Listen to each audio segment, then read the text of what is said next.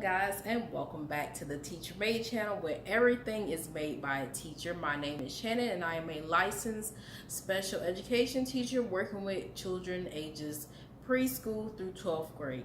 Today on our Sped Talk, we are going to talk about how to help a child with Down syndrome. Now, these are tips personally that have worked for me when I have worked with students who have had Down syndrome, but you can use these tips at home or at school.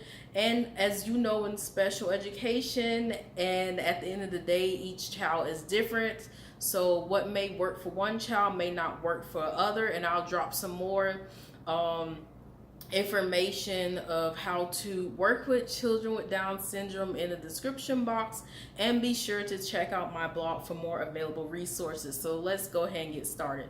So like I said, these are just some tips on how to help a child with Down syndrome in the classroom if you are a teacher or you are homeschooling your child at home. So number one, the first thing that you want to do is you want to have routines, and make sure that your routines are very structured. A lot of children with Down syndrome, any child I believe, requires and they crave that structure. When I was in the pre-K classroom, I had this one student, she had Down syndrome. I made sure that she stick to the schedule along with the other students in the classroom. Stick to your routine. Don't deviate from the schedule. And if you are going to deviate from the schedule, please let them know well in advance so that they'll know what to expect. So like I said, children crave structure at the end of the day. So make sure you're always in the routine in your classroom, or if you're at home and you have a picture schedule up on the refrigerator, make sure that you show them the structure and the routine of what they're getting ready to transition to, or what they're getting ready to do, the next task what they just finished. Number two, you want to make sure you have rewards and motivation.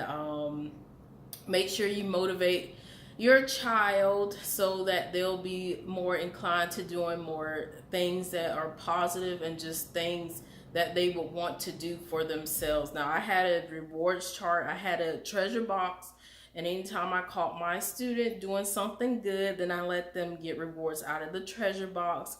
And even if it was during games or during activities, or just like I said, like just follow the simple direction, like something that's simple. When I was doing a pre-K classroom, I said line, we had different ways of how we had the children line up. They followed the direction. I gave them the reward immediately. So make sure that you're always motivating your students to do good and also give them rewards.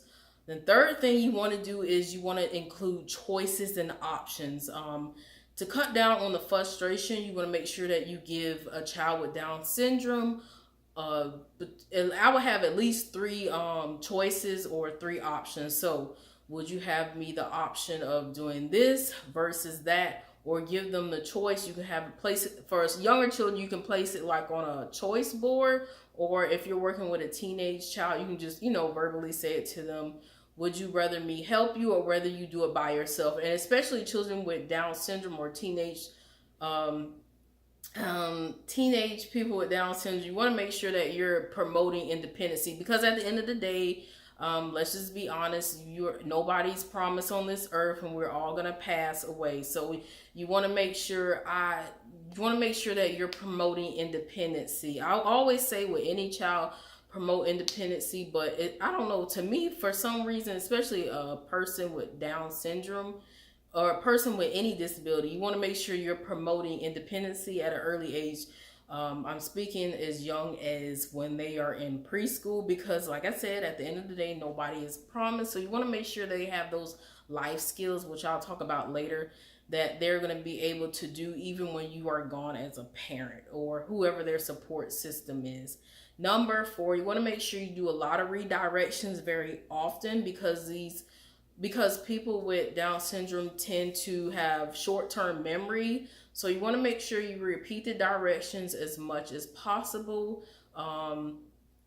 Make sure you're doing it in the classroom or at home. So just redirect them, and which also leads me to my next tip. So you want to do repetition of directions, and you want to do also redirection of when they're doing something that maybe not developmentally appropriate, or something that's, that's going to be a negative impact towards them in the long run. And that was 4 and 5. Now we're going to move into 6, and which is preferential seating. So like I said, children are easily distracted, so you want to make sure you're placing them at the front of the classroom, or it doesn't have to be the front of the classroom where the teacher may sit, to minimize those distractions. My pre-K student, she was very easily distracted, so we had them like in these little special seating, like cube chairs. They're really cute. So we had them on the carpet and where their names were, and they knew that there was their spot along with the other students. So they sat in the cube, and it helped them with their seating, as well as like I said, it helps with preferential seating because it cut down on the distractions that were around them on the left or right side or anywhere in the classroom. The next thing you want to do is you want to make sure that you have a lot of gestures, kind of like what I'm doing now with my hands when I talk, expressions, and also visual cues. So visual cues helped out a lot when I was working with that student, because that person knew what to expect next when we were working. Like I said, we had the pre-K schedule posted along the wall. It was posted everywhere. And then we had the visual cues where I sat next to her, so she knew what to expect and what was to come next.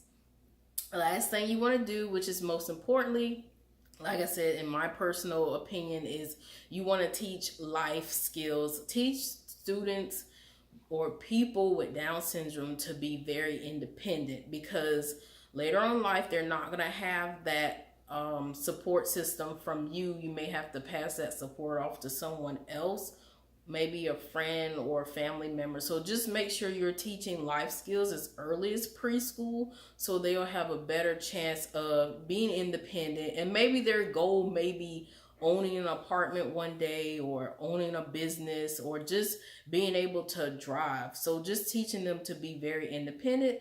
And guys, those are my 8 tips for how to help a child with Down syndrome, or it can be for a teenage child. Like I said, each child is different. You gotta decipher what is best for your child or your student inside your classroom. Thank you guys. Bye.